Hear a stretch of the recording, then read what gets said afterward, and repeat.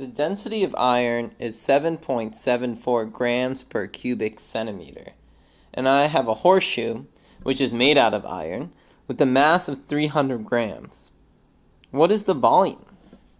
So this time we've been given the density, and we're going to use it to help us figure out what the volume of the horseshoe is. So we're going to start off using the 4-step problem-solving method in the same way. We're going to identify which information we already have. So we know the density, which is 7.874 grams per cubic centimeter. We know the mass, 300.0 grams. And we don't know the volume, so we're going to put a question mark on the volume. All right. So for our second box where we write the relationship, we can still use the same relationship of density equals mass over volume. Even though we're solving for volume and not density this time, because this relationship has all three things related together, all we have to do is rearrange this to solve for velocity. We just need to do a little bit of math. And I promise it's just a little bit. All right, so let's plug it in. And we're going to plug in the numbers for the variables exactly where they are. So for density, we're going to plug in the number we have for density. So D equals 7.874. The mass is 300. And the volume, we don't know, so we're going to put that underneath. All right, so we're trying to solve for V, or the volume. But the problem is that V is in this fraction. So we've got to break up this fraction.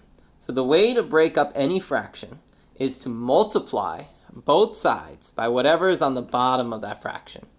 So in this case, V is on the bottom of that fraction, so we're going to multiply both sides by V. So I like to make a little wall down my equal side so I can make sure to keep it balanced. So remember, we got to balance both sides of the wall, so we're going to multiply both sides by V. So look what happens here. Since there's times V and divided by V, these two are going to cancel out. And now all I have left is V times, make that more clear, V times 7.874 equals 300. All right, so we want to solve for this V, so we want this V to be by itself. We've got to move this 7.874 over. Right?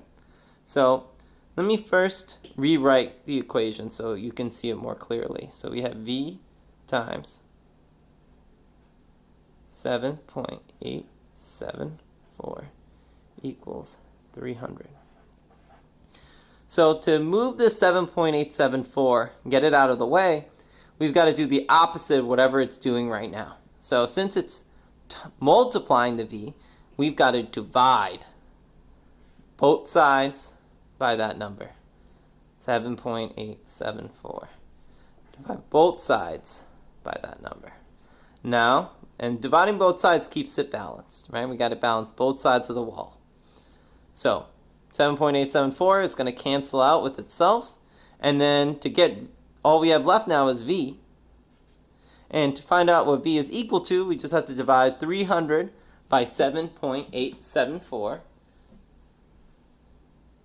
which comes out to 38.100, on and on. So remember, for our final answer, we've got to include the units and make sure we round to the right spot. So since the mass only had one decimal, we're just going to keep one decimal here. So 38.10 is going to just round to 38.1. And our units for the volume is going to be cubic centimeters. So the reason we know it's going to be cubic centimeters is because the density is grams over cubic centimeters. So the grams is the mass part, the cubic centimeters, that's the volume part. So we know our final answer should have a unit of cubic centimeters.